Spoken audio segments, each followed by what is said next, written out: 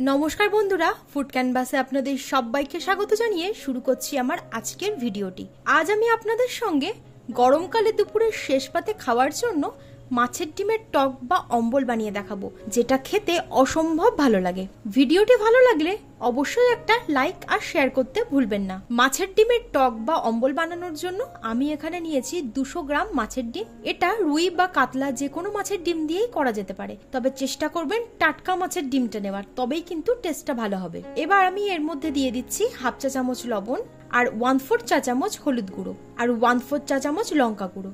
এবার হাত দিয়ে ডিমটাকে খুব ভালোভাবে মেখে নিতে হবে। আপনারা চাইলে এর মধ্যে একটু বেসন বা মুড়ির গুঁড়ো দিয়েও কিন্তু মেখে নিতে পারেন, তবে আজ আমি কোনো কিছুই মেশাচ্ছি না, শুধুমাত্র নুন, হলুদ আর অল্প একটু লঙ্কার গুঁড়ো দিয়েই ডিমটাকে মেখে নিচ্ছি।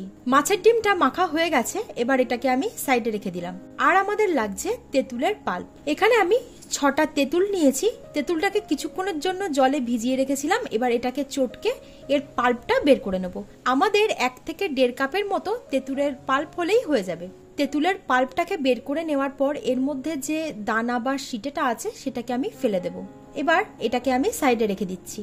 কড়ার মধ্যে সর্ষের তেল গরম করে নিচ্ছি। রান্নাটাকে কিন্তু অবশ্যই সর্ষের তেলে করবেন।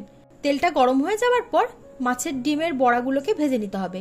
একটা ছোট চামচের সাহায্যে আমি অল্প অল্প করে ব্যাটার দিয়ে ছোট ছোট আকারের বড়া ভেজে নেব। খুব বেশি বড় আকারের কিন্তু করছি না, ছোট ছোট করলেই দেখতে বেশি ভালো লাগবে।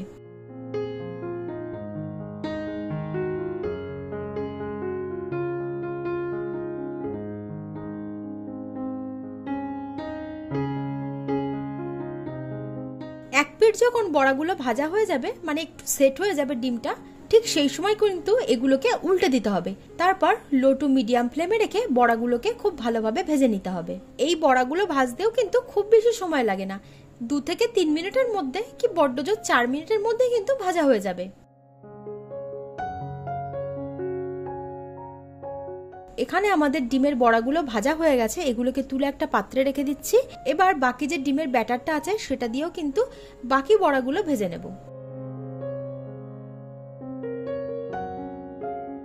বড়াগুলো ভেজে নেওয়ার পর কড়ার মধ্যে অল্প একটু তেলে ফোড়নের জন্য দিচ্ছি 1 চা চামচ কালো সর্ষে আর 2টো শুকনো লঙ্কা। লঙ্কাটাকে একটু ফাটিয়ে দিয়েছি। লো ফ্লেমে রেখে ফোড়নটাকে ভালোভাবে ভেজে নেওয়ার পর এর মধ্যে আমি তেঁতুলের পাল্পটা দিয়ে দিলাম।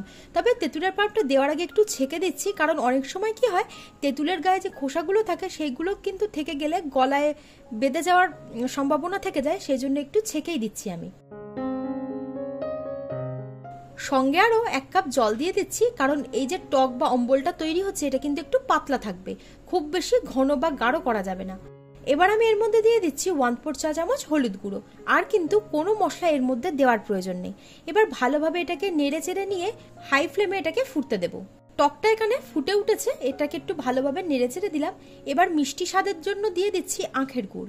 আপনারা এখানে চিনিও দিতে পারেন বা বাতাসাও দিতে পারেন। আর লবণ দিয়ে দিলাম স্বাদ অনুযায়ী। ভালোভাবে নাড়াচাড়া করে মিশিয়ে নিলাম। তারপর এটাকে 2 মিনিটের জন্য লো টু মিডিয়াম ফ্লেমে ফুটিয়ে নেব। মিষ্টিটা টকের সঙ্গে খুব ভালোভাবে মিশে গেছে। এবার আমি এর মধ্যে আগে থেকে ভেজে রাখা বড়াগুলো দিয়ে দিচ্ছি।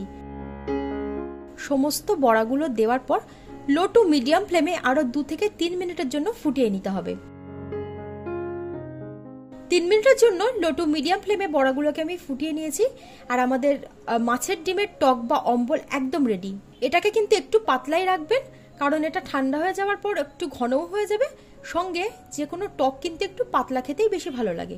মাছের ডিম বাড়িতে আসলে আমরা তো সাধারণত সেটাকে ভাজা বা যে কোনো চচ্চড়িতে দিয়েই খাই। আপনারা একবার অন্তত এইভাবে বানিয়ে খেয়ে দেখবেন, এটা অসম্ভব টেস্টি হয়। আজকের রেসিপিটি যদি আপনাদের ভালো লেগে থাকে তাহলে অবশ্যই একটা লাইক আর শেয়ার করতে ভুলবেন না। আমার চ্যানেলের নতুন বন্ধু হলে চ্যানেলটা সাবস্ক্রাইব করে নেওয়ার অনুরোধ রইল। পাশে থাকা বেল আইকনটি অবশ্যই ক্লিক করে দেবেন, তাহলে আমি আমার চ্যানেলে নতুন কোনো ভিডিও আপলোড করলে তার নোটিফিকেশনটাও আপনাদের কাছে পৌঁছে যাবে। আজ তবে এই পর্যন্তই, আবার হাজির হয়ে যাব নতুন একটা ভিডিও নিয়ে। আপনারা ভালো থাকবেন, সুস্থ থাকবেন। ধন্যবাদ।